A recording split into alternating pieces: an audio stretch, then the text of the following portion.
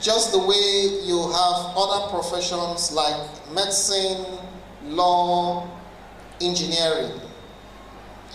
If you do not take up the skills of a profession, you're either going to be a quack, the way we have a lot of quack doctors around and quack engineers. That's what's going to happen to an individual. So I say that parenting is a professional skill that requires training and not just a title bestowed on one for having children. It's a professional skill. And you will agree with me that today parenting is becoming harder and harder because many untrained children are now parents. And that's why we want to talk about parenting.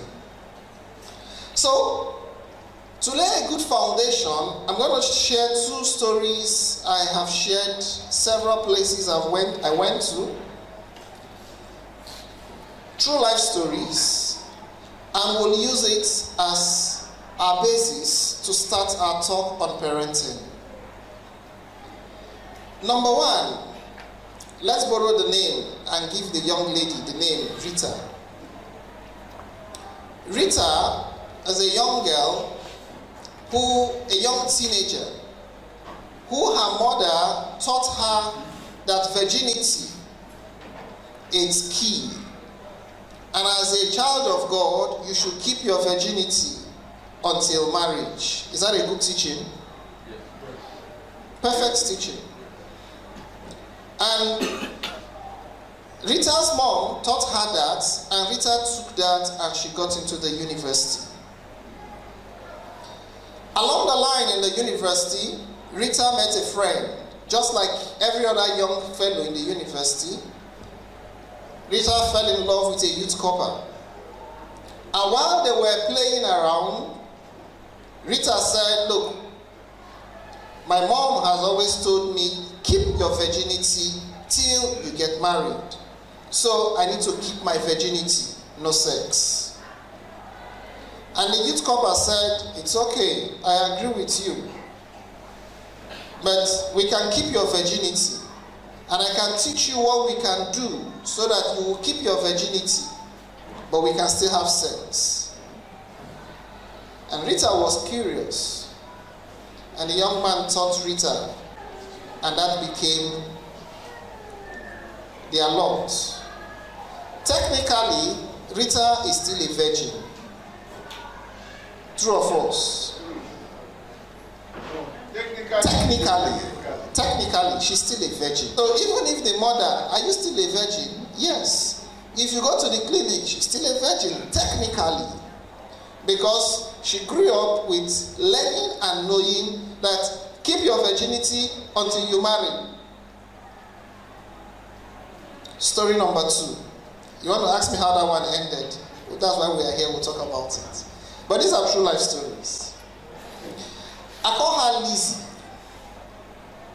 Lizzy is a young girl, a teenager who was brought up by her mom.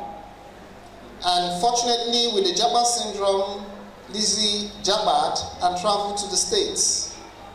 Very beautiful young girl. While in the States, she was studying and she was working. You all know how it happens over there. And the kind of work she took up was modeling.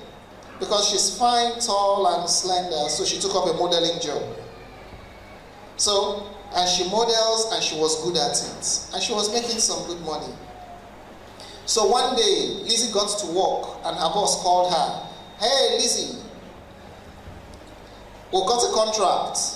And there's this job, you're the one that will take the job. In fact, the recommendations goes to you." And Lizzy was excited. Good money, big money. So Lizzy got into the room, and when they brought the dress she was to wear, it was a see-through gown. So once you see everything inside, you see through. And that's what she was to wear and walk down the aisles, the runway. And Lizzy looked at it. And Lizzy turned and looked at her boss. And the boss saw the countenance on her face. He said, "Any problem?" And Lizzy said, "Sir, I'm sorry, I can't take this job." And the man was like, "What do you mean? Why?" Lizzy said, "I can't wear this. It's against my faith. It's against my belief. Moreover, if I wear this dress, my mother in Nigeria, Africa, will just stretch out her hand and slap me from where I am, from where she is." Yeah, she and the boss, they argued it back and forth. Of course, she didn't wear the dress, she lost the job and all that. Two scenarios, two stories. Parenting. They were both godly parents, aren't they? They were both godly children. Your thoughts are as good as mine.